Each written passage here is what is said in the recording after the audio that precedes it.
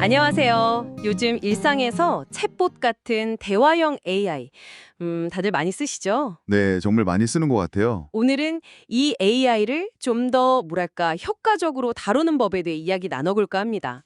저도 사실 그런데 많은 분들이 AI한테 꼭 사람 대하듯이 좀 해줄 수 있을까요? 이렇게 정중하게 물어보잖아요. 네, 그렇죠. 아무래도 습관이 되어서 그런지. 오늘 저희가 참고한 자료는 컴퓨터 앤 네트워크 팁스 블로그인데요. 여기에 대화형 AI 다루기 하나, 부탁하지 않기라는 글이 있더라고요. 그걸 저도 봤습니다. 흥미로운 내용이었죠. 네, 그래서 오늘 저희는 딱 이 자료에 초점을 맞춰서 왜 이런 공손한 말이 오히려 AI 성능에는 좀 안 좋을 수 있는지, 그리고 진짜 원하는 결과를 얻으려면 어떻게 명확하게 소통해야 하는지 그걸 좀 파헤쳐 보려고 합니다. 좋습니다. 우리가 무심코 쓰는 말이 AI에게는 어떻게 들릴지 흥미로운 주제네요. 자, 그럼 시작해 볼까요? 블로그를 보니까 이 기사 요약해 줄 수 있어? 이런 질문 있잖아요. 이게 AI를 혼란스럽게 한다고 지적하더라고요. 근데 이게 왜 문제가 되는 걸까요? 습관적으로 이렇게 부탁하게 되는데 말이죠. 그게 사람 사이에서는 당연히 배려 표현인데요. AI는 현재 모델들이 뭐랄까 인간의 사회적 맥락이나 감정까지 이해하지 못하거든요. 아, 그렇죠. 아직은 그렇죠. 네, 그래서 좀 해줄 수 있나요? 같은 질문을 받으면 AI는 이걸 요약 작업을 수행할 능력이 나에게 있는가? 약간 이런 식으로 능력 확인 질문으로 해석할 가능성이 높다는 겁니다. 능력 확인, 그냥 해달라는 게 아니고요. 네, AI는 요청을 받으면 보통 수행해야 할 작업이랑 그 작업의 매개 변수를 찾아내려고 하거든요. 근데 이런 질문은 요약이라는 실제 작업을 딱 실행시키기에는 좀 불명확한 트리거가 될 수 있는 거죠. 아, 그래서 네, 할 수 있습니다. 이렇게 대답만 하고 정작 요약은 안 해주는 경우가 생기는 거군요. 맞습니다. 핵심 작업보다는 그 가능성 판단에 초점을 맞춰버리는 거죠. 그렇군요. 그럼 어떻게 말해야 할까요? 아주 간단하고 직접적으로요. 그냥 이 기사 요약해줘. 이렇게 명령하는 겁니다. 명령이요? 좀 딱딱하게 들릴 수도 있겠는데요. AI는 감정이 없으니까요.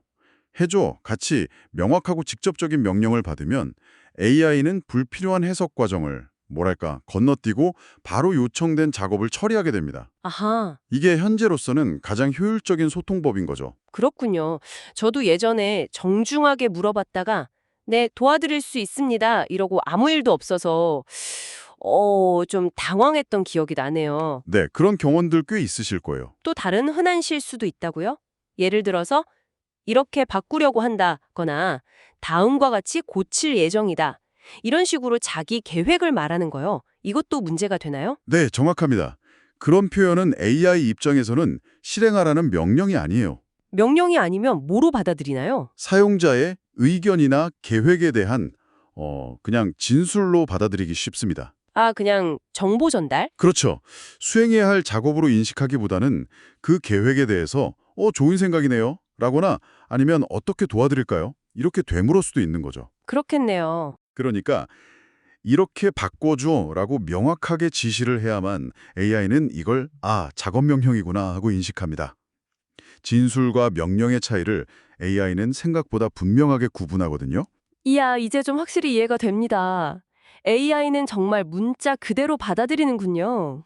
현재 기술 수준에서는 그렇다고 볼 수 있죠. 자, 그럼 이런 원칙들을 알았으니까 실제로 AI랑 대화할 때 써먹을 수 있는 구체적인 팁, 그 블로그에서 제시하는 프롬프트 작성 팁들을 좀 정리해보면 좋겠네요. 네, 좋습니다.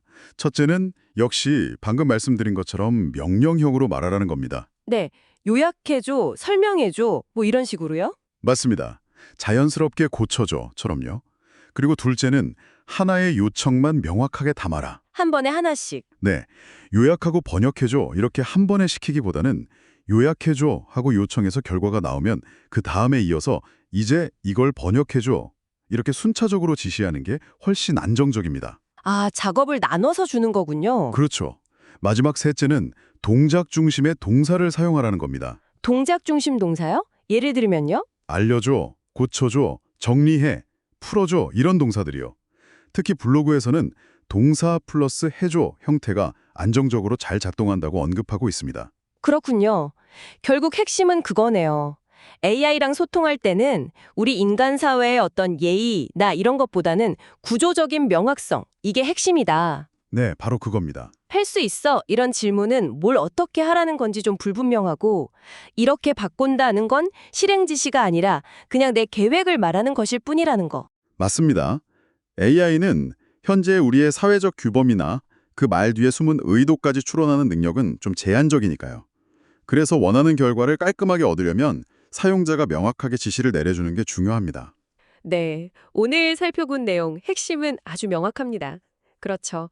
대화형 AI에게 원하는 결과를 얻으려면 우리가 흔히 쓰는 정중한 질문이나 계획 설명 대신에 간결하고 명확한 명령을 사용해야 한다는 것.